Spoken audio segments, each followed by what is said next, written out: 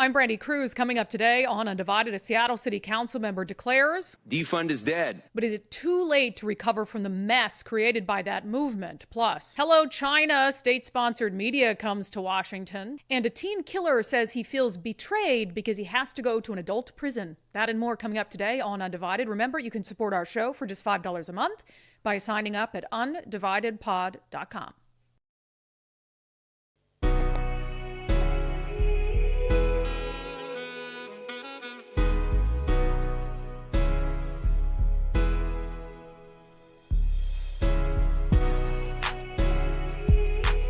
Hello and welcome to Undivided. Thank you for being here. Thank you so much for your commitment to giving common sense a comeback. I'm Brandi Kruse. Praise Jesus. Words I've been waiting to hear from a Seattle City Council member for more than 3 years. Here they are. Public safety challenges that we're experiencing today are a shameful legacy of the defund the police movement. And that was wrong then, it's wrong now. And, from my perspective, defund is dead. 10 points for Seattle City Council member Rob Saka. And he gets all the credit because he wasn't on the city council when they talked about defunding the police in 2020 and when they continued to push that conversation in 2021.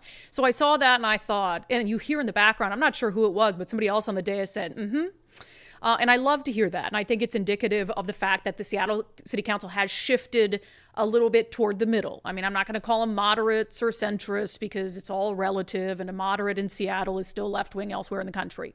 However, the acknowledgement from a council member of color, no less, that defund is dead, let's bury it. It was a bad idea then. It's a bad idea now. That sentiment comes 3 years too late. Better late than never. Welcome to Team Sanity. That being said, after I saw it, my immediate question was, so great, but is it too late? The destruction from the defund movement, and the left and progressives, they'll always tell you, well, we didn't actually defund the police. We talked about it, but we didn't actually defund the police. And I would disagree with that sentiment. I mean, there was certainly money given to other, community programs and entities that should have gone to the police department and did not. But I've always said they defunded the police with their words. They defunded the police with their anti-cop vitriol, because we know what was the result of that. We'd already had a number of officers leaving the department because they'd been under the thumb of the federal government and a federal consent decree for a decade. It was exhausting. They did not feel supported by the city of Seattle. And then when the defund movement started, they started to leave in earnest. And now we're down, by latest counts, 600, 700 officers in the city of Seattle. It has destroyed public safety. It has absolutely hurt the ability to respond to violent crimes in progress. And for folks who aren't victims of violent crimes, but crimes nonetheless, they're not getting a police response. They're simply not. So what do? Well, they stop reporting things like property crimes and their windows smashed in. And then the city says, oh, look. And Bob Ferguson running for governor says, oh, look, crime's down, property crime's down. It's like, no, all of that was created by the defund movement. And now we're in such a bad place with policing. People don't even call 911 anymore. So Rob Saka's comments on defund is dead came during a briefing to the Seattle City Council on the issue of public safety. So Seattle's new interim police chief, Sue Rohr, she had a graph that I thought was actually really helpful, because we say over and over, SPD's down 500 officers, then 600 officers, then 700 officers. But what does that mean?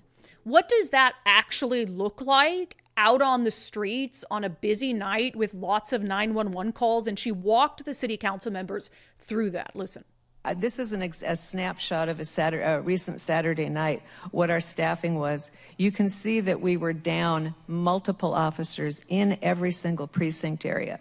In the box there where it talks about priority calls, you can see the number of priority 1, 2, 3, 4, 5 calls in each precinct area.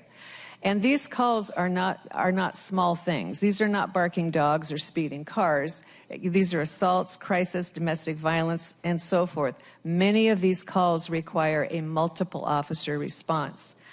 North Precinct has been a special focus for us because of the shootings up in Aurora. And to just give you a taste of what it's like for those officers, there's 10 officers on duty for that entire precinct, which is as large as most police departments across the state, that one single precinct. So there's 10 officers to handle all of those calls. Then shortly after midnight, we get a shooting, which requires shutting down Aurora, getting a victim, getting aid to a victim. That's taking 6 or 7 officers right in that particular moment to deal with that shooting call. Meanwhile, we have all these other calls coming in. So when you hear complaints from your constituents about, why does it take so long for a police officer to respond, it's a math problem. They really have to prioritize their calls, and it results in longer wait times for people getting to calls.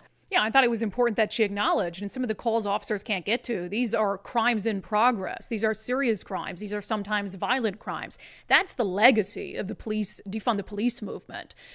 This isn't behind us. Rob Saka can declare, and I'm glad he did, defunding is dead. But defunding and the impacts of defunding are still very much alive. We're suffering through them right now, and it's going to take a lot to dig ourselves out of it. It's not going to be able to happen in the next decade. And then you have this smaller number of officers, 10 officers for the entire North Precinct. As Sue Rahr said, a precinct that's the size of most other agencies in the state of Washington. And they're stretched so thin, one call, one shooting, they've got 6 or 7 of those officers taken away, only 3 left to respond to other calls in an area that's dealing with high crime, shootings, prostitution, drug issues, etc. And then how do you think those officers feel about their job? They're overworked. They're working endless overtime. Some of them are working mandatory overtime, and they're feeling worn out. So you have a shortage that's going to cause even more of a shortage as officers continue to leave, as they get lateral bonuses to go to other agencies. So the defund the police movement, just the act of people in power in 2020 having such a dislike for law enforcement that they said, we want to defund SPD by 50%. Just those words, spoke in the moment to appear woke and down with the cause, are killing people 4 years later, are leading to deaths and destruction of a once great city even 4 years later. And so when I say, is it too late to unwind defunding? I mean, I don't believe we'll ever be back in the city of Seattle to how we were a few years before the defunding movement. I don't know how you recover from that and how you get enough officers to come to the agency to keep pace with the officers who are retiring, who are leaving the profession altogether, or who are lateraling to other agencies for big fat bonuses, maybe in other states like Florida or Texas, where they actually respect law enforcement. The other thing that, Sue had some good things to say, the interim police chief, but obviously they have to talk about hiring. How are we going to fix this? How are we going to get more officers to want to be Seattle police officers? Here's what she said. We are behind where we hope to be at this point this year, and we are intensely focusing on making some changes that are going to give us a larger pool, because that is the key to getting more officers hired. We need to have a large pool of candidates so we can meet our diversity goals, so we can get the very best and brightest in the door. Good grief. Good grief. 600, 700 officers down. You're already admitting on the front end that you're not keeping up with your hiring goals, and your focus is DEI. While people are dying, your focus is DEI. You've got your diversity goals. Like, look, I do believe that having a police department where not everyone's a white dude is important when you talk about building trust in communities. I fully agree. They have to be qualified. They have to be there. They have to exist. And this idea that we're going to set these artificial goals around skin pigmentation and gender and sexual orientation, and then we're going to get this large pool so we can meet our diversity goals. You can meet any goal. Meet any goal at this point. Like, diversity at this point, when it is life or death, when you don't have enough officers to respond to life or death emergencies, the skin tone or the genitals of those officers, I promise you, it does not matter to the person whose life is in jeopardy and who's called 911. I have never wondered what kind of genitals the person responding to my 911 call has, or what the color of their skin is going to be. If you were just overfloweth with candidates, qualified candidates who wanted to be Seattle police officers, then you could afford to be choosy. Clearly you can't. The DEI diversity goals have to be set aside. Maybe forever, but set aside long enough for you to say, we have to get the most qualified, eager candidates, people who want the job, in the door, regardless of skin tone, regardless of sexual orientation, regardless of gender.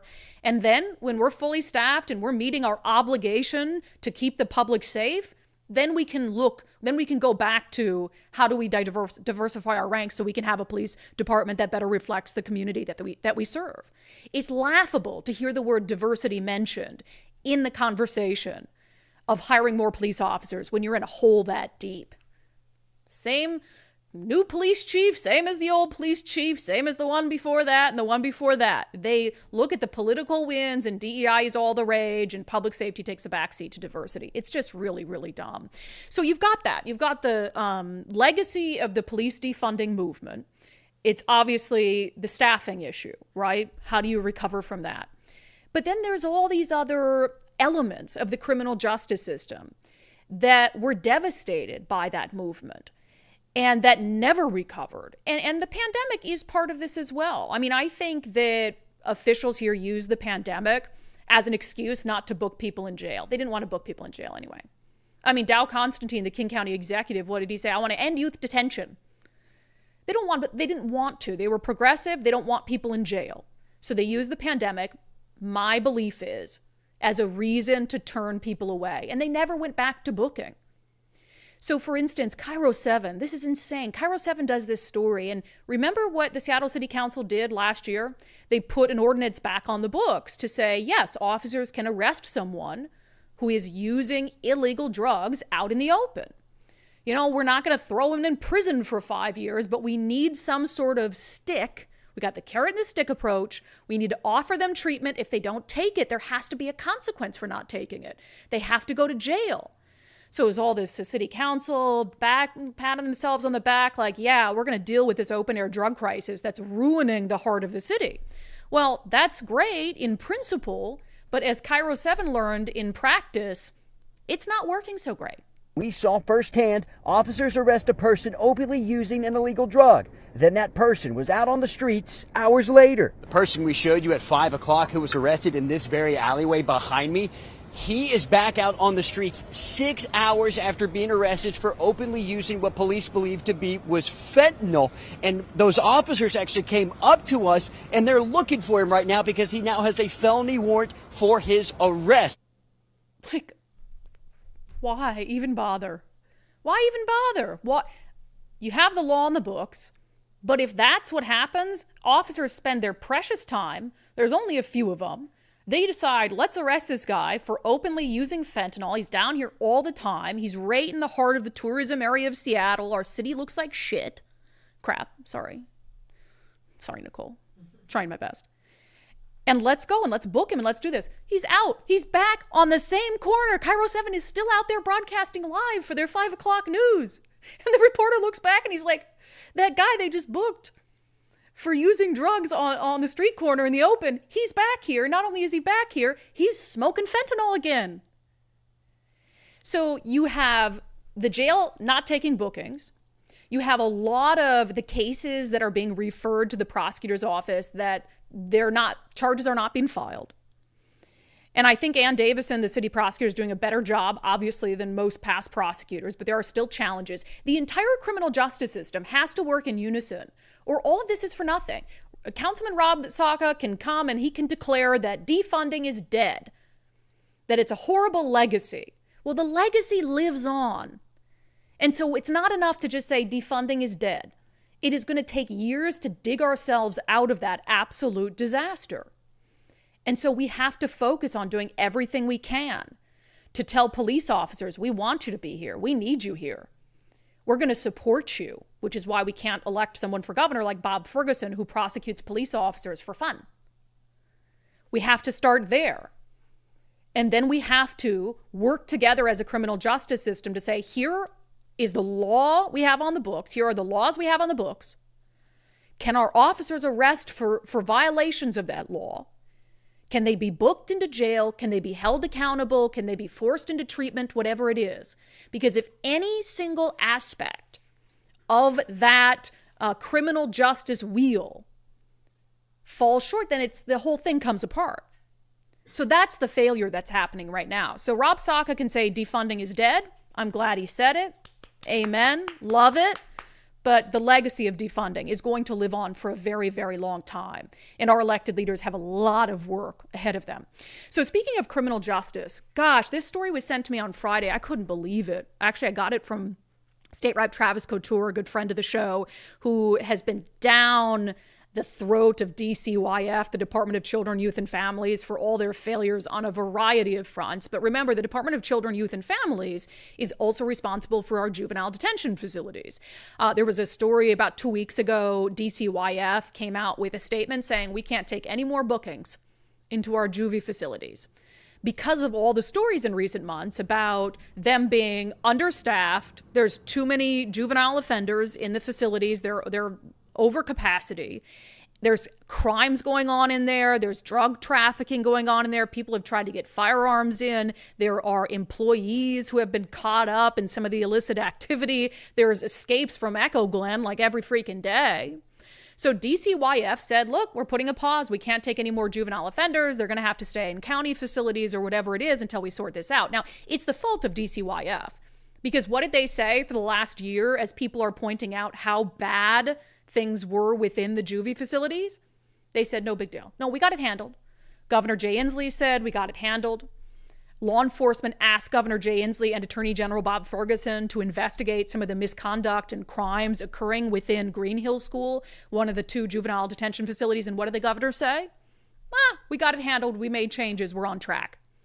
Clearly not, right? So all of us with a brain saw this coming. But now DCYF is in this state of disaster, even more so. And so there's 2 storylines here, I think. It is our juvenile justice system's failing, and it's overburdened. And those 2 things are connected in a sense. It's failing because it's overburdened, but also because of government incompetence. But we have juvenile crime that is just skyrocketing, and not just low-level crime where it's like teenagers acting poorly. Violent crime, deadly crime, gang violence. You can call them kids, you can call them teens, but they're doing very adult crimes that they need to be locked up for. So there was a story by my old colleagues at Fox 13. I love you guys, but I gotta call a spade a spade. Here's the headline. Why juvenile detention crisis forces inmates into adult prisons. Quote, I feel betrayed. God. So just looking at the headline, I'm like, this is going to be a real winner. So the story focuses around an inmate. His name is Kaya Lene.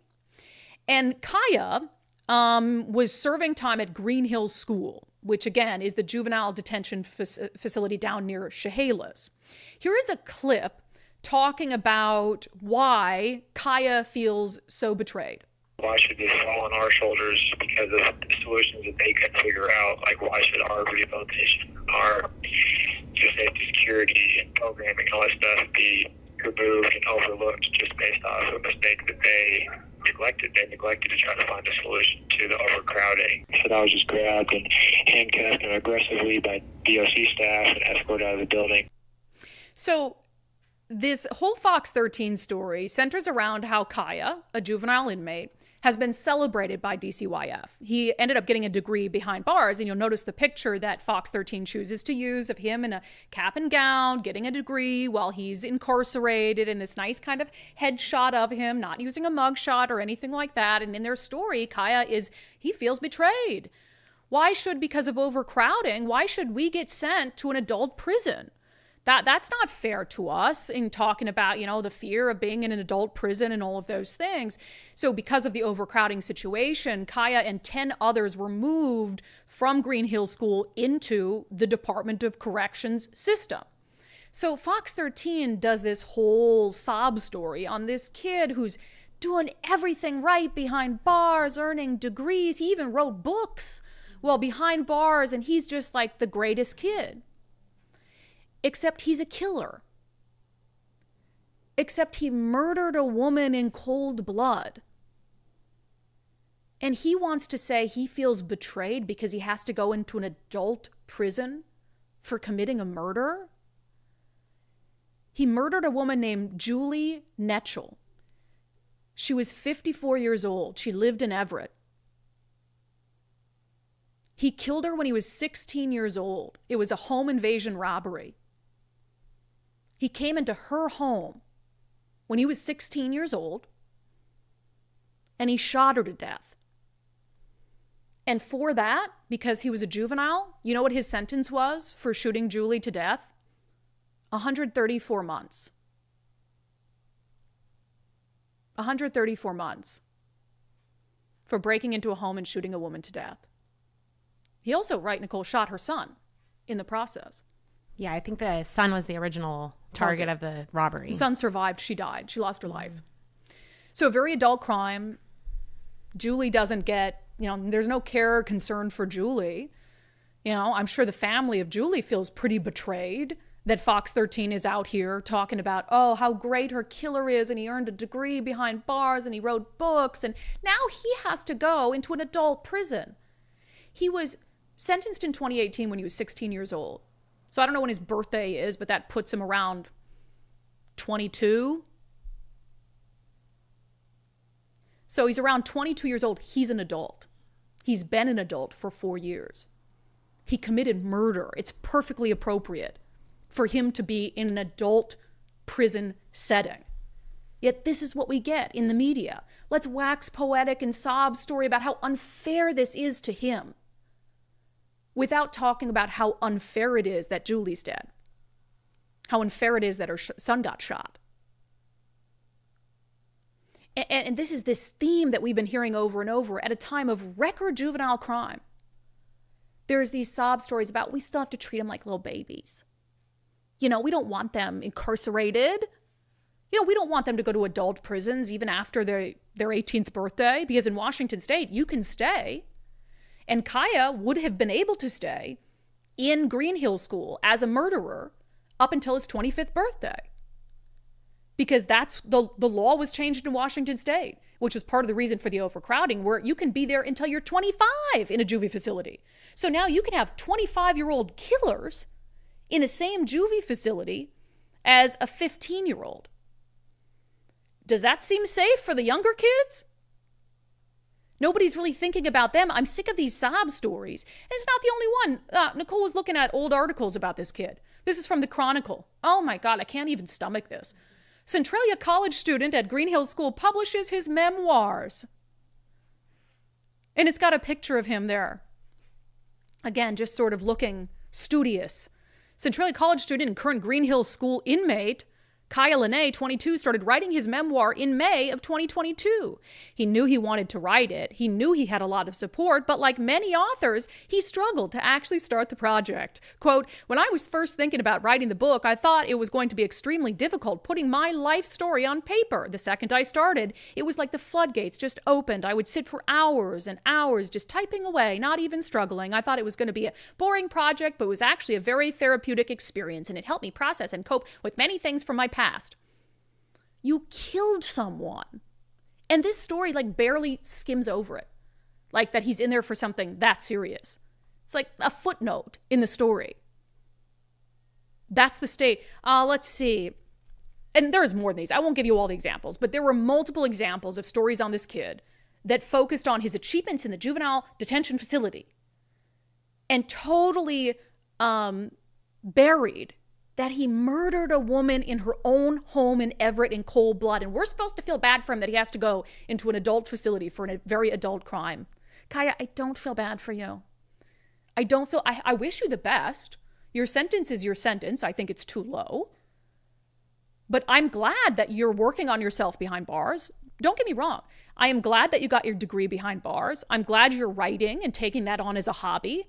I hope that you can parlay that when you're released from prison into a productive life where you can be a contributing member of society, 100%. But none of it negates the life you took, and none of it somehow absolves you of having to serve some hard time for committing a homicide. And the media shouldn't be out there waxing poetic about your struggle when you took a woman's life. So speaking of the juvenile crime crisis, and this was the subject of our daily subscriber show poll, which I'll get to coming up later in the show, but even the Seattle Times which I think buries a lot of crime-related stories, is acknowledging that youth crime is out of control, particularly violent crime like shootings. And they'll call it gun crimes and stuff. It's gang violence, right? This headline from the Seattle Times, many more kids are being shot and killed in King County in 2024. So here's how the Seattle Times characterizes the causes of this.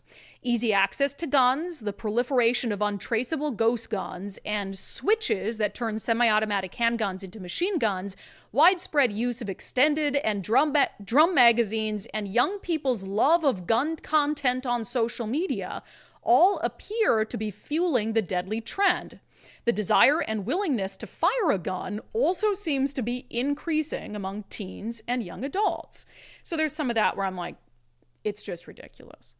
You know, again, they're going to talk about we need more gun control to prevent some of these gang shootings and stuff. But as we've said before, gang members are not going to follow new laws that are pushed down in Olympia. You know, you can't buy semi-automatic rifles in Washington State. And they still have them because they don't care about the laws, no matter how much, you know, Bob Ferguson pats himself on the back, all the gun control that he's helped push through in Olympia, and we still have more shootings. We still have more individual instances of shots fired. So it's just utter nonsense. But I will give the Seattle Times credit because they brought up a narrative that I think is far more likely to be the contributing factor. It's frustrating, though, because so many of you and us, we were talking about this back when the pandemic happened, about the danger of keeping kids out of school, the danger of keeping kids, especially in urban areas, out of after-school activities and healthy competition like sports, places for them to get their frustration out in a healthy, constructive way. So here's what the Seattle Times says about this. And I agree with everything here. I just think they're a little late to the party on it. Athletic programs have also been casualties to the pandemic, said Dom Davis, the founder and executive director of Community Passageways, a community nonprofit that works to keep young people, particularly Black and brown kids, out of the criminal legal system. Basketball, football, and track programs have all but disappeared in Seattle's Central District and South End, and with them, practices, workout sessions, and out-of-town tournaments that can stave off attempts to draw young men into the streets. He said, quote, "We had kids during the pandemic sitting up on their devices all day, watching all the gang life stuff because that's what gets promoted on social media. Gang, gang, gang, gang. Instead of being complimented for their hard work on good plays and getting a resulting hit of serotonin from those accomplishments, Davis said it switched to, oh, he's a hitter, he's a stepper, he's a shooter. Quote, now that camaraderie, that positive affirmation comes from a negative place, but you're still getting the same chemicals in your brain. 100% that's what's going on. Now, we had youth gang violence before the pandemic, certainly. But this was one of the many narratives that people who were vilified for saying kids have to get back to school was what? Mental health, right? This is the risk to kids with their mental health, how far they're going to be put back in education, far outweighs the risk that COVID posed to healthy young people. And if you dared bring that up, you were right-wing, Trumpster, wanted people to die, whatever it was. And then again, for kids in the inner city, for kids in areas with high levels of gang violence, who the only reason they're not out on the streets being lured into the gang life is because they're at school, they're playing basketball, they're playing football, they're in after-school clubs and tournaments. All of that went away for several years, and some of it didn't come back, especially some of the outside of school extracurriculars that lost funding, and then there was obviously no interest because the pandemic and tournaments weren't happening, and they never returned. So our state's handling of the pandemic is absolutely part of why we're seeing so many young people shot and killed on our streets right now. So many young people stealing cars at record rates, committing drive-by shootings at record rates. Yet you'll never see any acknowledgement of that from Governor Inslee. You'll never hear any acknowledgement of that from Bob Ferguson, the Attorney General. They'll continue to blame it on what they've always blamed it on: guns. They'll continue to push for what they've always pushed for as a way to make our streets safer: gun control. But Jay Inslee has been the governor for 12 years. Bob Ferguson has been the attorney general for 12 years. As a way to improve public safety, they've focused predominantly on gun control. Yet we have a worse public safety crisis now than we've ever had before, particularly when it comes to crimes committed with a firearm. So I don't have to tell you it's not working. You can look at their record for yourself and you can realize that it's not working. And young people are paying the price for that with their lives.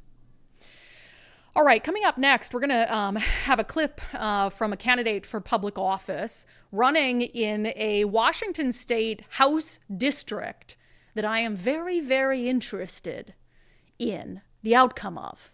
I'm sure some of you have already guessed which district that is.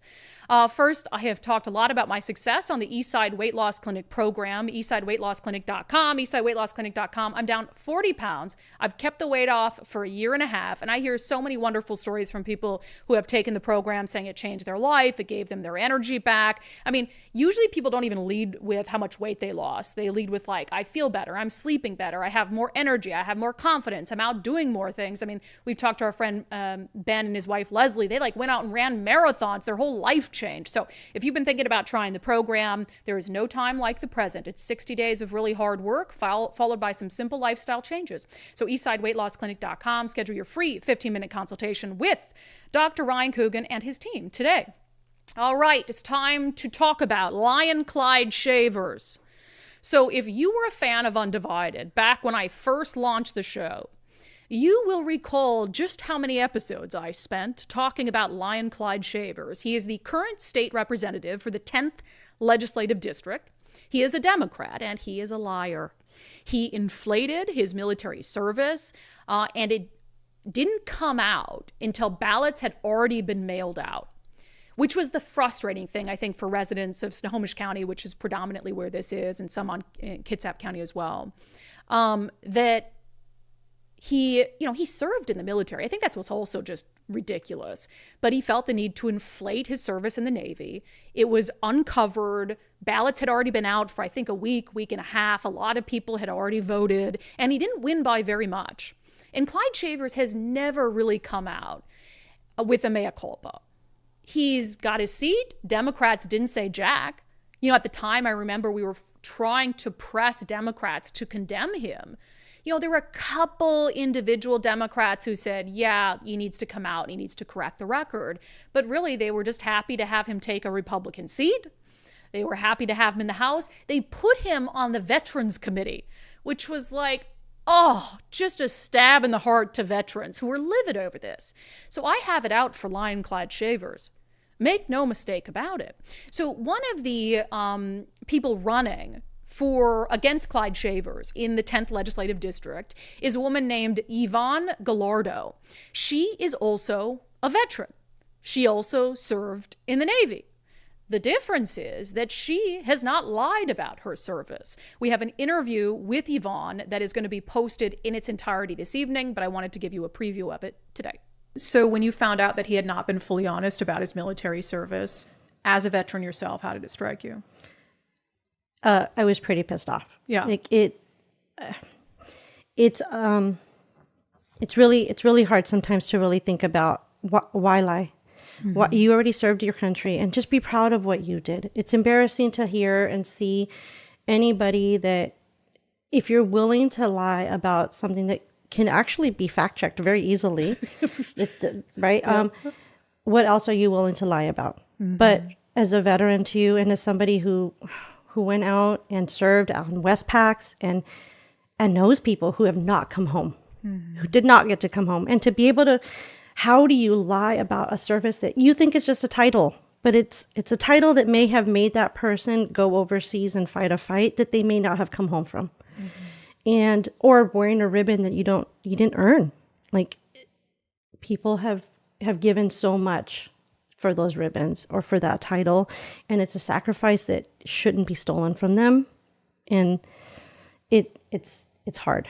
Have you heard from constituents as you've been going out campaigning? Yes. Because I think there's this question about, have people forgotten? Is that they sort of not. Yesterday's news? They have not. They have not. No, and it's funny because even when it all happened and went down a few years ago, like I was in the room when it was like, oh my gosh, Yvonne, did you see what just happened? And it was, what is this? And then why? And so then I was upset about it. And then a few others in the room were upset about it. And little by little, I mean, walk into any Legion and ask them what they think about it and see how the reaction is.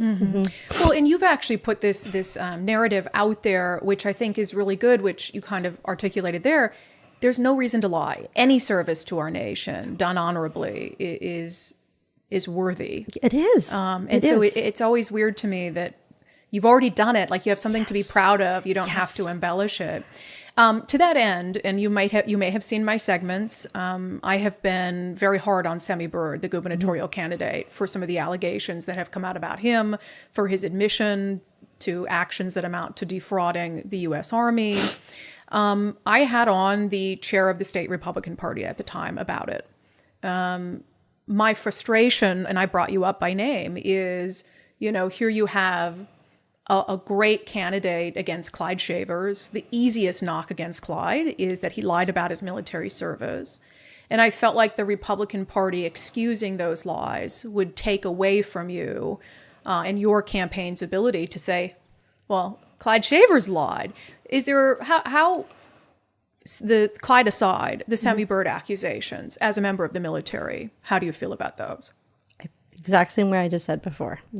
If you did not earn that, don't put the badge on, don't put the ribbon on, don't put the medal on. You did not earn it. And it's easy to walk into any exchange and buy a ribbon and put it on. And if you're lying about that, what else are you lying about? What else are you hiding? It's too hard. It's too many points against you, I guess. Do you feel like your party, the Republican Party, has been forceful enough about Semi Bird? Depends on what room I guess you're in, yes, but they could definitely be pushing it a little bit harder. Does it hurt your ability to speak out about Clyde Shavers and his stolen valor if the Republican Party can't even muster condemnation of Semi Bird's stolen valor? Yes. That is Yvonne Gallardo. She is a candidate for State House in the 10th Legislative District. Our conversation is going to be up in full across our subscription platforms this evening. No paywall. undividedpod.com, undividedpod.com, so you can watch it when it's up. And I think it's an important conversation. That's why I always talk about moral consistency. Like, you got to look at the action, not the affiliation. And I grilled Jim Walsh about it on this show, the chair of the state Republican Party. How can you be so dismissive of the credible accusations that Semi Bird lied about his military service when you have a seat that Republicans could pick up in the 10th Legislative District, but one of the key knocks against the Democrat is that he committed stolen valor? So it's like, you can't have it both ways. You can't be like, well, I'm ignoring stolen valor over here, but when it's the Democrat, I mean, when Clyde Shavers was elected, Republicans were pushing to try to get him removed from his position. They introduced a law or a bill or something. It didn't get anywhere, that you can't serve if you've committed an act of stolen valor. So Republicans wanted everybody to take it seriously at the time. And I took it seriously because I think it is serious. But now it's the person they've endorsed for governor and Semi Bird, all this evidence of stolen valor, and they're like, we'll kind of look the other way. It's not like the end of the world. So it's incredible moral hypocrisy, and I don't think it helps Yvonne Gallardo at all in her effort to flip the 10th Legislative District back to Republicans. All right, coming up next, we'll get to our segment, Unfreaking Believable, as Washington State takes a page out of China's playbook. First, if you're in the market to sell your home, you can do that with our friend Wes Jones at sellwithwes.com. He says inventory is increasing a little bit. So some of those, if you list your home right now and you're going to have a lot of people jumping and it's going to push bids up. But as inventory increases, that's going to stop a little bit. So he says if you're going to sell your home at some point in 2024, he recommends doing it sooner rather than later. King County, median $1 million. Homes are still selling very, very quickly. If you want to do something this year, give me a call. I'd love to start the process now. I think that things will be moving very swiftly through probably October. And then as the election starts to come out, get closer, people always pump the brakes. But for all of you who are out there that are thinking I can't sell my home because I need X amount, you're probably at the peak right now. You know, it's probably worth more than it's ever been than previous times. So what are you waiting for? What are you waiting for? So check out Wes Jones, sellwithwes.com. He'll start by giving you a market analysis for free, just so you know how your home is positioned depending on where it is. And then you can use their home value calculator to see how much your home is worth. It might be worth more than you think. Sellwithwes.com, a better way to sell your home. You know what will really fix the crisis of confidence in media in Washington state and beyond? I think going down the Chinese, North Korea model of state-sponsored media will really do the trick. Let's talk about it in our segment, Unbelievable.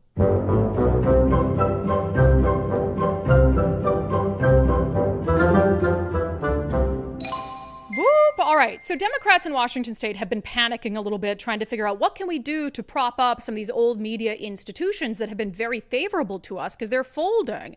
You know, newspapers are dying. You've got TV stations where ratings are lower than they've been because it's just sort of an outdated model. They haven't kept up with the times. And I believe that people are getting more wise to the grift, more wise to just how biased some media coverage is. So what has happened in Washington state? We've had people like Bob Ferguson who are supporting tax breaks for legacy media groups, etc. And, you know, that's one thing. And I've said on the show that is absolute. It's like the separation of church and state. I mean, media outlets whose job it is to hold powerful people and politicians accountable shouldn't be taking a dime from the government. And so I'm firmly against that. Any sort of tax breaks or incentives or anything like that given to media outlets, I am opposed to unless it is a public access station, unless it's a channel that the government funds that shows you city council meetings and shows you committee hearings in Olympia, because that's different, right? So we want the public to be able, we want increased government transparency. And so if the government's going to pay for a channel where you can tune in and watch a vote on the floor, that's totally different. That's not what we're talking about here. So tax breaks and those sorts of incentives, it's already bad enough.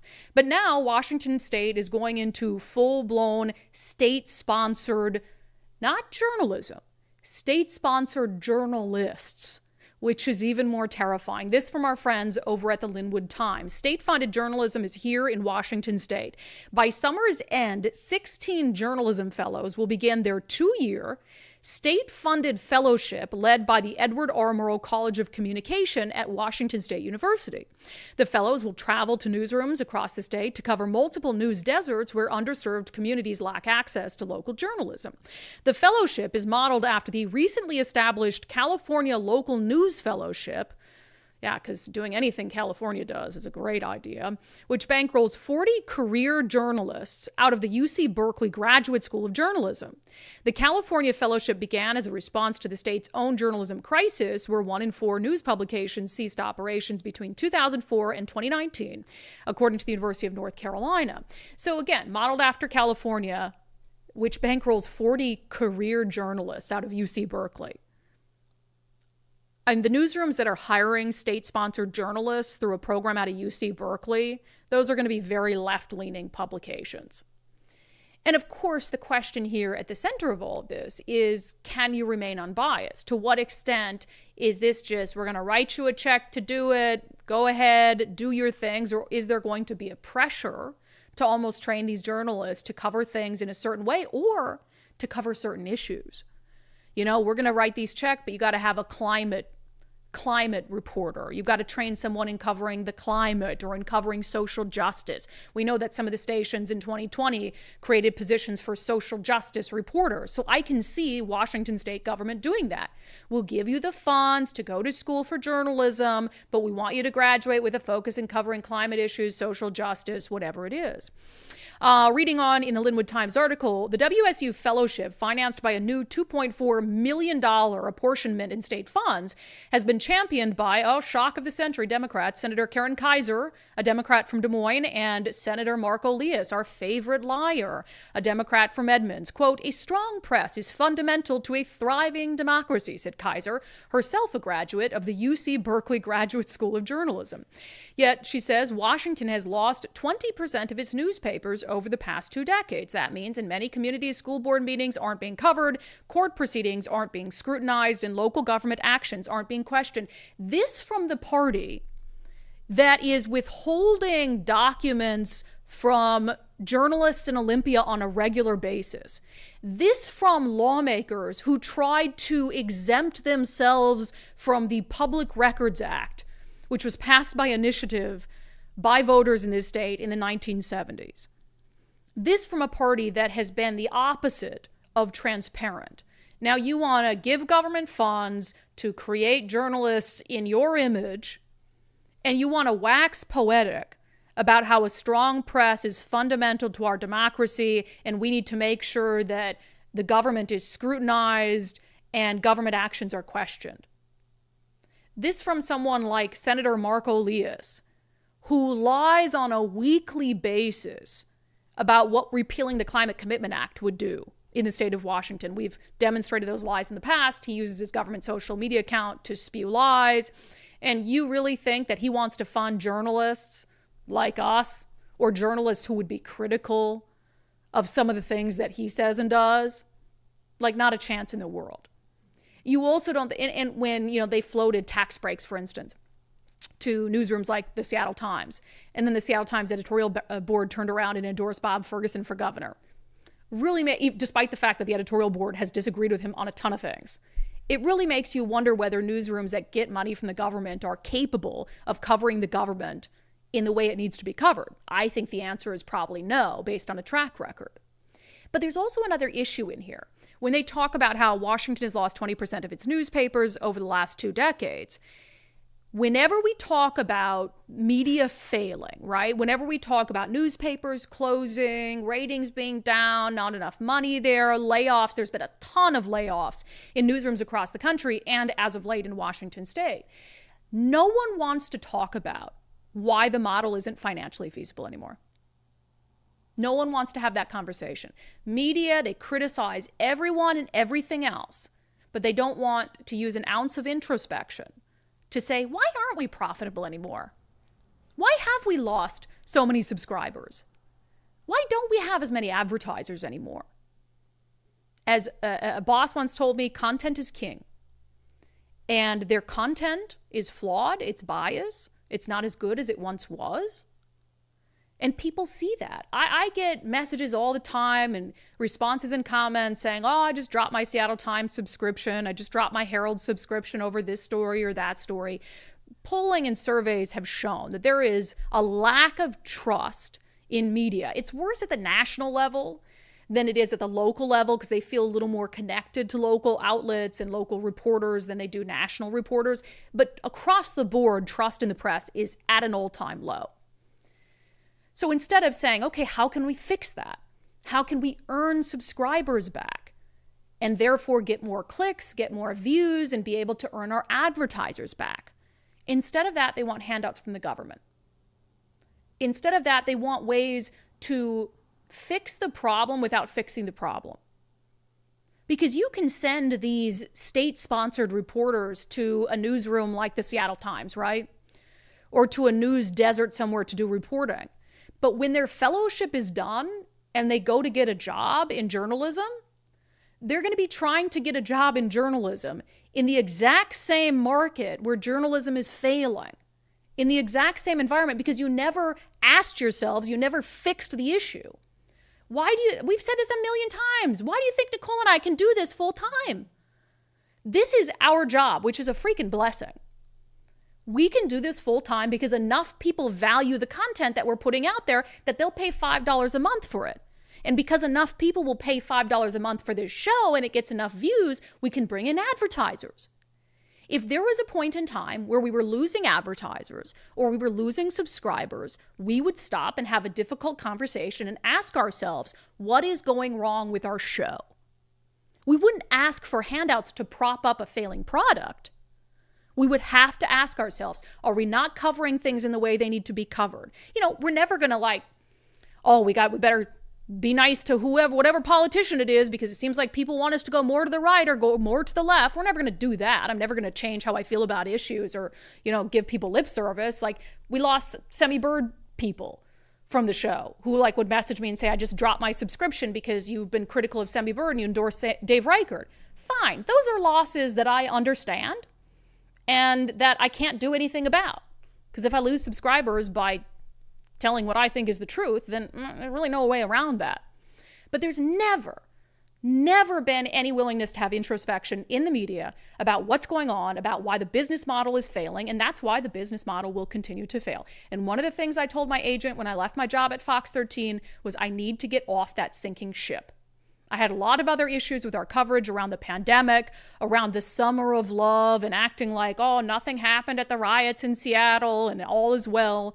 But one of the big reasons was I saw the ship a-sinking, and I didn't want to sink with it like the captain of the Titanic.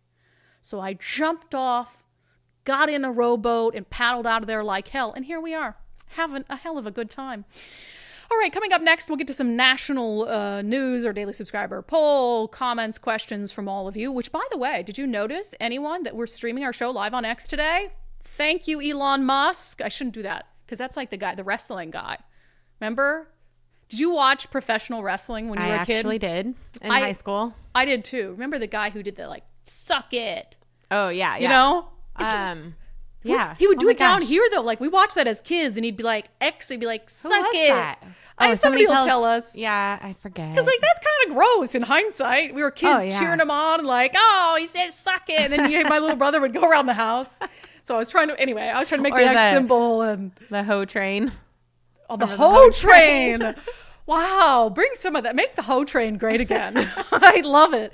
But yeah, thanks, Elon Musk. We're now streaming the show live on X. So if you always click on the link on X, you don't have to go anywhere anymore. You can just watch it live. So love it. Speaking of loving things, First Mark Insurance, love it. Why? Because it is a superior product, a superior service. The insurance market is crazy right now. Chances are if you've gotten renewal letters that your rates have gone up for auto insurance, for homeowners insurance. And so if you're dealing with your insurance on your own, you should be using an insurance broker to help you navigate this market. First Mark Insurance is a great broker. They've been doing it in Washington State for a long time. I'm a member of the First Mark family. unDivided is insured through the First Mark family. There's a reason for that. We've heard from so many of you who have taken the First Mark challenge and are so glad you did. Casey says they saved us 37% off our auto quote for the same coverage. Right now, every dollar counts. Maggie says that Levi at First Mark reviewed her car and home insurance. He recommended a new bundle that was half the cost and better coverage. And the very, very best part is you never pay First Mark anything for their services. You don't pay for the First Mark challenge, and you don't pay First Mark Insurance for them handling your insurance needs. And it just saves you so much time, energy, hand-wringing, all of that. So firstmarkinsurance.com, firstmarkinsurance.com. They work for you. All right, Bibi Netanyahu was in Congress today, and there was all this leading up to his visit. And look,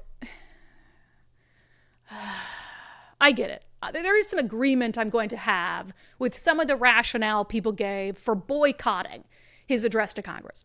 However, at the end of the day, this is an ally of the United States. It's an ally engaged in a conflict. It's an ally that has citizens that are still being held hostage. American citizens are still being held hostage. And so, for so many people to throw little temper tantrums, and here's Netanyahu coming in to the joint session of Congress Speaker, today to offer his Prime remarks. Minister of the State of Israel.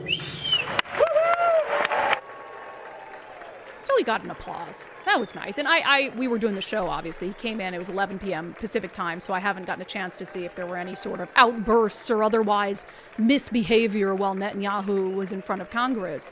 But notably absent from his remarks was the apparent Democratic presidential nominee and the Vice President of the United States, Kamala Harris. So she's, of course, the president of the Senate when she's there. And this would be her responsibility to be there when a world leader comes to speak before Congress. But she was not there, according to Fox News. She instead was attending the Zeta Phi Beta Sorority Grand Boulé in Indianapolis, Indiana. They said it was pre-planned. I think there's some arguments to be made that maybe that's the kind of thing that she reschedules if Netanyahu is coming. But it says with Harris's absence, the task would have fallen to the Senate President pro tem, which is none other than Washington State Senator Patty Murray. However, she refused to do it. She decided to boycott the address. In the absence of both Harris and Murray, the session was instead presided over by Senator Ben Cardin, a Democrat from Maryland who is retiring after this Congress. So they're like, put up the guy who is retiring and has nothing to lose. But I think it just shows that they're that worried. Democrats are that worried about the far left fringe of their party who would lose their minds if they even showed up to a joint address in Congress from an ally. It shows that anti-Semitism is prevalent within the Democratic Party, truly. But I'll say it wasn't just Democrats that decided to boycott. So I just want to read two competing statements. One from Congresswoman Pramila Jayapal of our state, chair of the Progressive Caucus, and then also Republican Representative Thomas Massey said, "I'm not coming. Like, I'm not going to this thing." And so, their reasons are obviously a little bit different, but let's see here. Jayapal said, Prime Minister Netanyahu should not have been invited to come and speak to the U.S. Congress. I cannot in good conscience sit and listen to him speak as Palestinian people starve and hostages, including Israelis and Americans, remain in captivity. He has used U.S. taxpayer dollars for a horrific assault on Gaza and the Palestinian people and continued to flout both international and humanitarian law and our own U.S. domestic law in denying humanitarian assistance to Gaza. So it just all goes on in that regard. And then Thomas Massey, who's very anti-war, he said, today Congress will undertake political theater on behalf of the State Department. The purpose of having Netanyahu address Congress is to bolster his political standing in Israel and to quell international opposition to his war. I don't feel like being a prop, so I won't be attending. Like, you do you, honestly. It's not the end of the world. I think it's a little bit, for Democrats, I think there are a lot of Democrats who are simply worried, because Patty Murray, she does not strike me as the far left, sort of anti-Semitic, pro-Hamas fringe at all. But she even said, I'm not going to preside over it. So she must be worried about some electoral consequences if she were to do so. It's just a really weird way to make an ally feel welcome. That's sort of where I settle on it. One other thing I want to just point out. Whenever there's a protest these days in the state capitol, Republicans invariably call it an insurrection and call for people to be arrested because people call January 6th an insurrection. To be honest, it just sort of bothers me. January 6th was a national embarrassment. Police officers were assaulted. A peaceful protest in our nation's capital, which is the People's House, is just fine. Now, I'm not saying there aren't going to be, the day is young. I'm not saying there might not be acts of violence. I saw some videos of people outside. Yes, Nicole? Oh, I saw cops pepper spraying people a little bit earlier. So that must have happened since. But there was this one video in particular. Can you play the video from yesterday?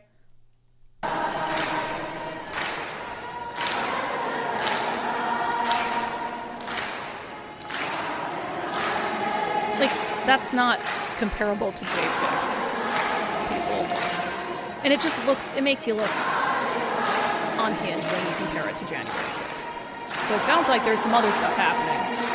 But people were saying, arrest these insurrectionists, get them out of there. Let's just calm down. I love it. People protesting peacefully in a house that belongs to us, in a building that belongs to us, I have no issue. Disrupting things, I have no issue.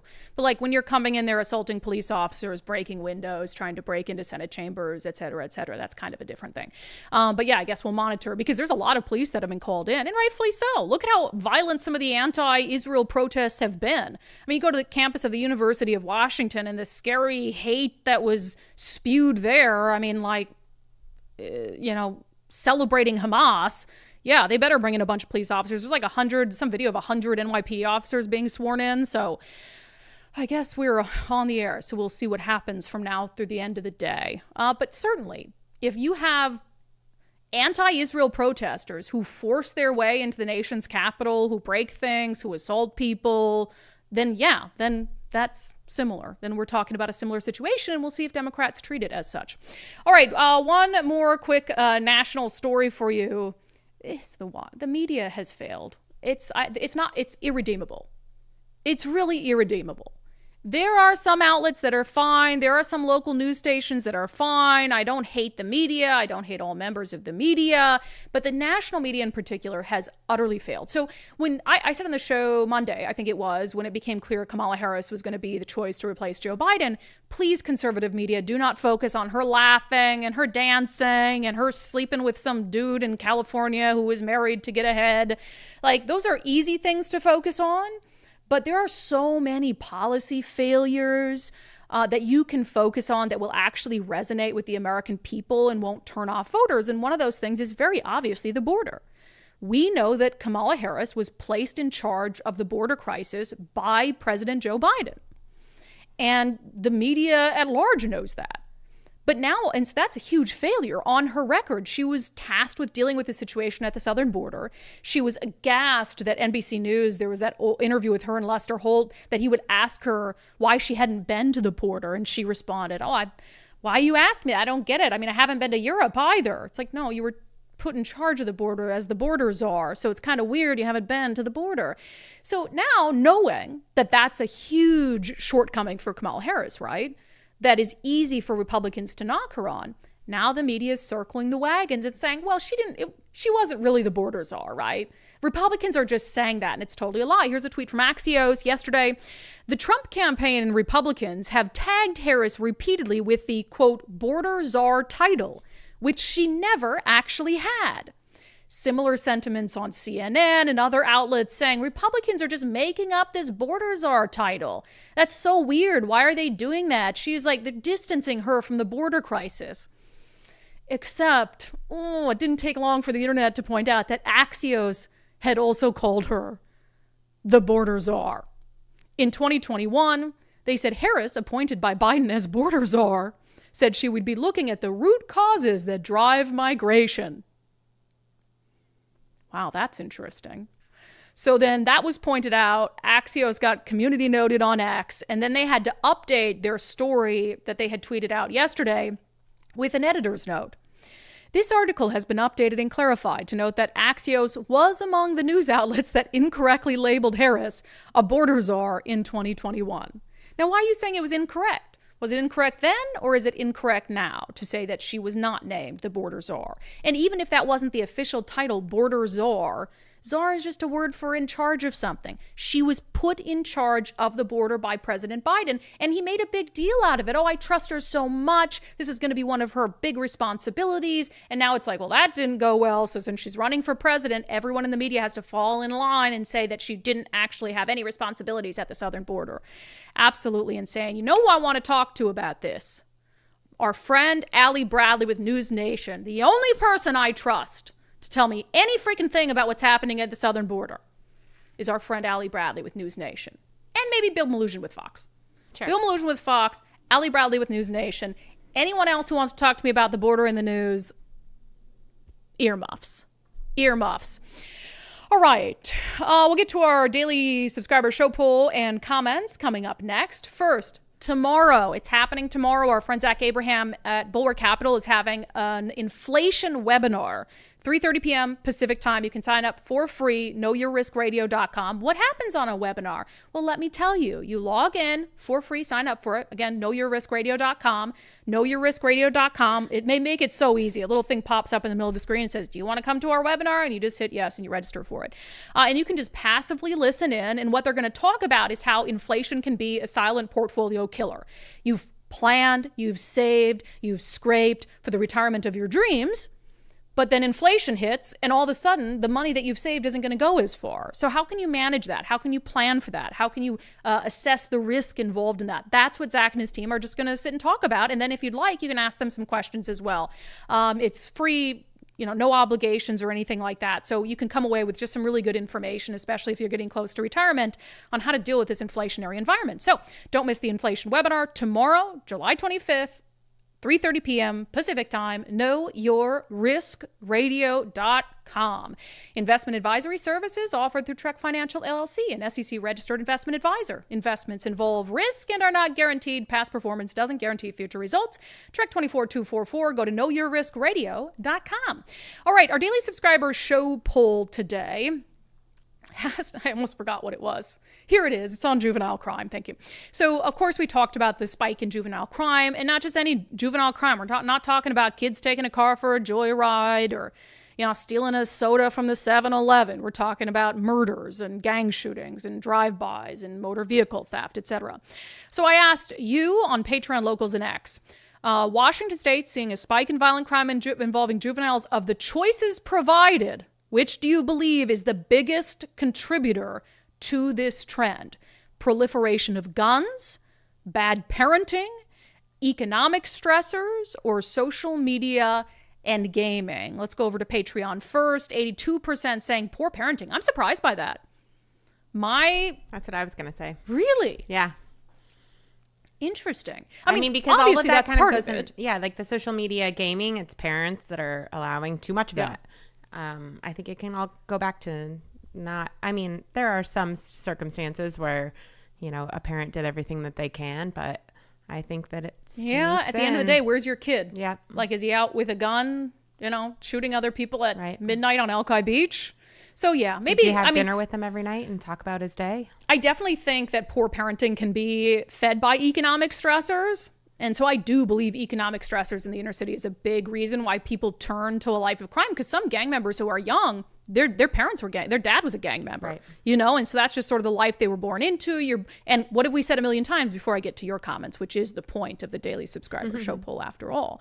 What have I said before about this? Like, we live in a state, and really I think as a nation, there is this narrative that if the color of your skin isn't white, that there's nothing you can do to better your circumstances, and the system is designed to hold you down. So I think we feed these kids at every turn in school, the government, on the news, social media, that if you are Black, then the system is stacked against you. And so why would you go out and try to work hard and get an education and better yourself if you've been told over and over and over again that no, you're not white, so you're just kind of screwed? Then you're just like, okay, I'm just going to do what my dad did or my uncle did. I'm going to beg, borrow, and cheat, and I'm going to be a gang member or whatever it is. So I think economic stressors, we need to find a way, not reparations, Nicole. We need to find a way to, one, convince and change the narrative that, no, you can be anything you want to be.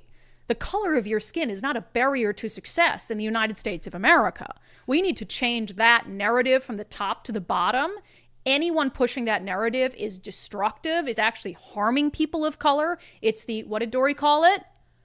The soft bigotry of low expectations. The soft bigotry, which actually I think is from a George Bush speechwriter, but Dory used that phrase all the Mm-hmm. time. Soft bigotry of low expectations. It is bigoted. It is racist to suggest, like the system, you can never get past that. So we need to change that first. And then, yes, I do believe President Trump did this a lot, trying to invest in helping in disadvantaged areas, people of color start businesses and build wealth and be able to afford home ownership, not through reparations. So, yeah, I think economic stressors has a lot to do with it. Let's see what you say, though, shall we? Let me see here. It's like I can't use my mouse today. Slim Jakey says, none of them. My biggest issue is how they have no consequences for their actions these days. You can't pick none of them. That's why I don't put an option that says none of them. You got to pick one of them. But I agree that on top of that, when you look at juveniles, and you've got a juvenile offender literally getting airtime on Fox 13 because he's complaining after he murdered a woman that he has to go into an adult prison. That's the narrative that we're sending to juvenile offenders. Remember the time there was that kid who committed a drive-by shooting and he was horrified that he wasn't going to get sent home on electronic home monitoring because his buddy did when he committed a drive-by shooting? You don't think that they know those things? When they can steal, what was it, down in Enumclaw, I want to say, somewhere in Thurston County, where kids were stealing, the same kids were stealing dozens of cars. Enumclaw. The parents didn't even care. They blamed the police. The kids would go in, judge would cut them loose. No bail, no bail, no bail. Parents don't care, no bail, no consequences. Why wouldn't you keep stealing cars? So I do agree, no consequences is a big part of it. Let me see here. Mark says poor parenting and then no consequences. There needs to be stiffer sentences. That particular teen felon may never be reformed, but a severe sentence may show his peers that crime is not a wise choice. I agree. You have to set a standard. We have laws for a reason. As the Seattle City Attorney, Ann Davison, says, Our laws are our values. If we're not enforcing our laws, then we're not enforcing our values as a society. Let's see. Rico says lack of police, lack of judges that hammer the juveniles, lack of parenting. Erin says economic stressor is what she chose. With parents working more, there is a lack of supervision. Parents may not know what their kids are up to, or they do, but they have to get out the door to support their family anyway. It's a lot of factors, but parents working more is definitely contributing. And I agree with that too. And that goes across race, right? Like I grew up in a poor white family, and I mean, my dad was home a lot because he lost jobs because he drank so much, but he wasn't monitoring us. He was drunk half the time. And then my mom was working hard to raise not only 4 kids, but my alcoholic father. And so, yes, my siblings and I got into an awful lot of trouble. As I've said on the show, we were not the best teenagers or young adults, but here I am today. They all turned out all right. We've turned out fine, like more or less, like, you know, I guess. You were given the tools, I suppose. Given the tools, you know. Yeah, sometimes beautiful butterflies are hatched out of hardship. There you go. I think that it's also, parents can't always be there because of economic things, whatever. You can't be there 100% of the time, but you have to instill those things in your children in different ways. Find ways to instill good things. God, speaking of, can we just tease this special we're working on? Yeah. You guys, I met the coolest kids last night. I'm not going to say specifics. I don't want any sort of school district to get their panties in a bunch. You know how we've been doing. Their panties are already in a bunch. The school district knows which one it is. You know how we've been doing a ton of investigative stories on school districts pushing political and social agendas on kids and all of that. So we've doing these stories every couple weeks. Well, we're going to work on a special report where, you know, we've talked to former teachers. We've talked to parents. We have kids on the record. We went down to a location yesterday, interviewed 4 students about their, Nicole's like, you're just giving it away. Interviewed 4 students of varying ages about their experience in a local school district. And these kids, I was so freaking proud of them. It made me want to have kids like today. Because I was like, these kids, some of them were pretty young. And I'm like, they are so articulate. Their parents clearly taught them right and wrong. Their parents clearly taught them to speak up and stand up for themselves when they feel like something is wrong. And they are able to articulate so well some of the batshit stuff that happens in our school districts. It's the most powerful thing, I think, when it comes to looking at the failure of our school system and how you have this indoctrination of kids. It's coming from the kids. The kids feel indoctrinated. And they're going to tell you how they feel indoctrinated. So that'll be coming up in a couple weeks on unDivided. So we'll make sure we'll keep you apprised. Why do I forget the words I'm searching for so much? It's my concussions. It's my head injuries. Probably it. I really have a hard time with my metaphors.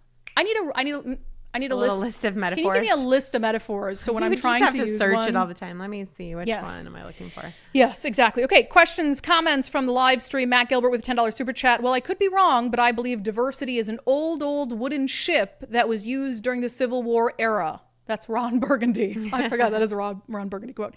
Lisa Slobodazin with a $9.99 super chat for the swear jar. I appreciate that. I did swear twice on the show today. I apologize to my loving husband who thinks I'm far too elegant to be swearing. But sometimes you just can't help it. On SPD, Merwin Wren says the defund movement completely turned off my son from law enforcement permanently. Police assaulted by activists and prosecuted when they respond. CHOP, Chaz, DEI, this and more lost him, and many. If you feel like your bosses don't have your back, if you feel like you could be prosecuted for making the wrong, even the wrong decision sometimes in a split-second moment where your life's on the line, why would you do that job? I've heard from many cops that when they get, there was a couple cops in Vegas that we met, and they didn't want to tell us their real jobs because they were cops and they don't know how you're going to react to that. Yeah. And I just think that's sad, right? So they're embarrassed. You should be proud of it. You should be proud. Yeah. I don't know about embarrassed, but nervous to be seen as a cop because you don't know how people are going to react. Like, you can get kicked out of the bar, restaurant won't serve you, someone will call you racist and a pig, and they'll oink at you. That's the environment we've created, I guess, or these politicians have created. It's bad. Mm-hmm. Yeah. Yeah, oinking. Sometimes terrible. as a joke, I oink when I see officers, Don't admit but to it's that. fine. I do it as a joke. I wasn't going to call you out. I do it as a joke in private. I love law enforcement.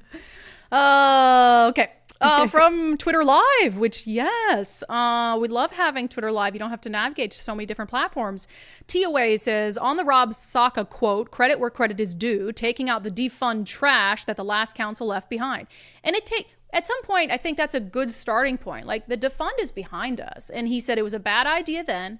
It's a bad idea now. He wasn't part of it, so he gets to do that. Now, if it was a council member who was here during defund and supported it, or even worse, said nothing while other people supported and pushed it, then I would not be celebrating them saying defund is dead. Absolutely not. But he's not one of them. He is reasonable. He has a brain. And now we can move forward from here since we're on the same page, hopefully. I think that's a big part of why there are new people in there. Oh, yes, 100%. People, even in progressive Seattle, the defund movement didn't go over well. No, in the long term, for sure.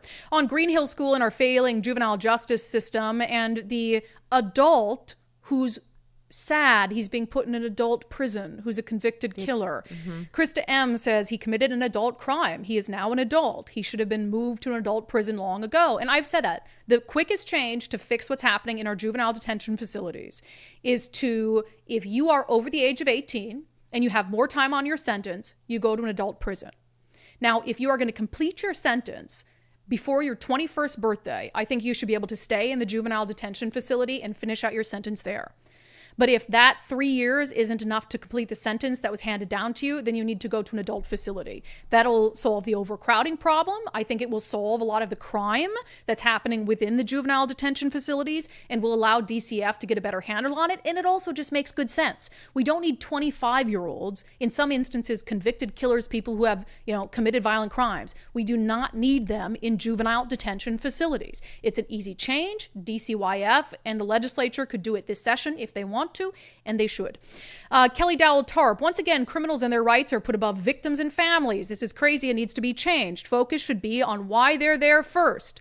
Address the overcrowding by moving them to adult prisons once they turn 18. Yes. And one of the other reasons for that, if you're a juvie and you go into juvie hall, but you have, let's say, 7 more years on your sentence. So right now, they're going to keep you in juvie hall from 18 to 25 and then unleash you for the last 2 years of your sentence on a state prison, and you think that they're going to be well equipped to deal with the realities of hard prison time? Absolutely not. And it's never easy. Like, there's never a time where it's going to be easy to transition from a juvenile facility to an adult prison. But adult prisons also have minimum security, medium security. They have programs based on, how you've behaved prior while incarcerated. They'll be fine. And if they're not fine, you killed someone. So sympathy's hard for me to come by. Lolly Wilson, these young people have no fear. Ferguson wants no youth jail. Diversion is a joke. On press journalists and the state-sponsored media program that's starting this summer in Washington State, Bolt Up says, thankfully, there are still independent journalists such as Brandi, that's me, pointing out hypocrisy after hypocrisy. I appreciate it. We try, and an hour is never enough, which is why the show is always 90 minutes. Never enough. B. Larson, the Seattle Times has already hired a climate group to do most of their weather, global warming, climate crisis reports. Yeah, the Seattle Times has a climate lab that is funded by outside entities that support their reporting on climate. Now, I've said, I don't have an issue with that. You went out, you found a different funding source to do climate reporting specifically. They also have a similar funding model for their Project Homelessness. They say up front who funds it. They also say on there that those people don't have any editorial control over the content. Now, where I have an issue is where it seems like you aren't free to report on what you want to report on. Because if you look at some of the stories in the climate lab, you can see they've been called out as being completely inaccurate. Why is his name escaping me? Cliff Mass, the climatologist for UW, who has reached out to the Seattle Times on some of its climate lab reporting with actual facts and data and said, hey, you need to correct this story. It's not right. It was on snowpack in the mountains. And they didn't even respond to him.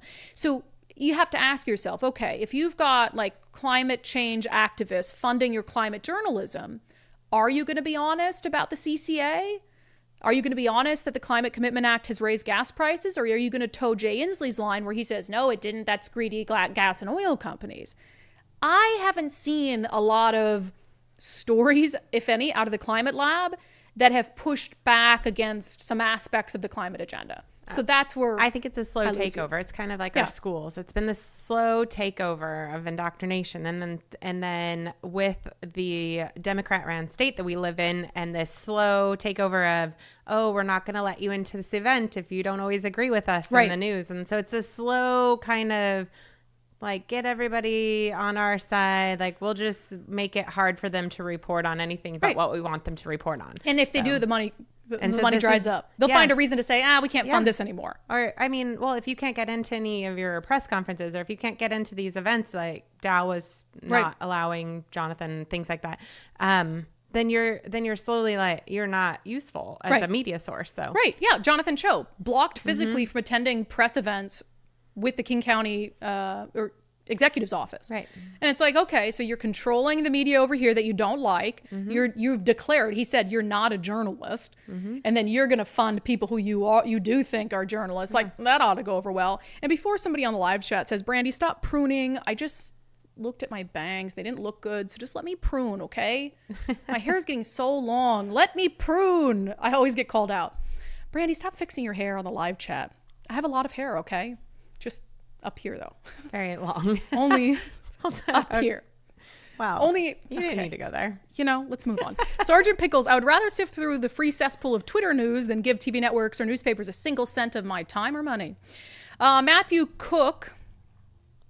So it's on the pro wrestling. They say it was Triple H. Triple H or Degeneration X is the one that made the X. Oh my God. So many of you guys knew that. Okay, thank you. Yes, I remember Triple H. I know. The Undertaker. Oh, yeah. Oh, The Rock. The Rock. The Rock's still doing it for me. I mean, I'm happily married. However, I think Mike knows that my celeb crush, his is Miranda Lambert, mine is The Rock. And that's fine. That's fine. Robert Parker, $5 for a super chat. More Nicole camera time. She adds to Brandi's greatest. I love Very how sweet. you grabbed that out, and she's like, yeah. Well, no, it's $5 super chat. I had to. But yeah. Well, so when we're just to clarify, I mean, I'm doing a lot of things here, and when I'm putting stuff up producing on the screen, a show. I can't be on screen doing that, and so that's why I don't come on all the time. But, she's producing a show. And then when I make her sing a song, she doesn't want to come on. Yeah. That's true. Let's just in the name of just ending the show today. Let's sing something. Oh, no. Oh, come on. No. Like a patriotic song. You know how I love patriotic songs. I have to have music. Oh, beautiful. Oh, geez. That's like the longest spacious skies. For amber waves of grain. I don't even know how to add for to this. Purple mountain majesties. Okay, I'm done.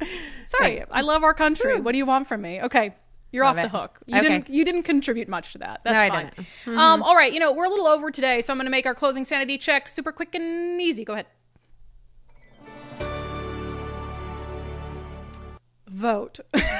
That's it.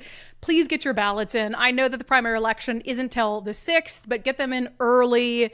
I know some of you are like, they're going to fiddle with my ballot. No, rip off the little tab, track your ballot, make sure it gets to where it's going, make sure you have time to track your ballot and to make sure it gets to where it's going. Please vote for sanity.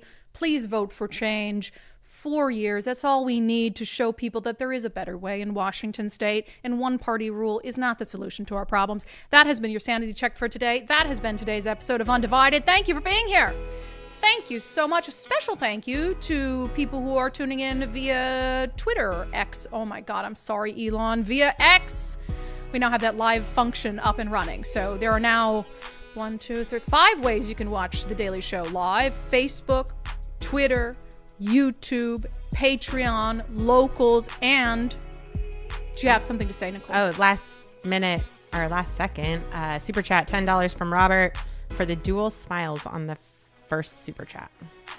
There you go. Okay, love it.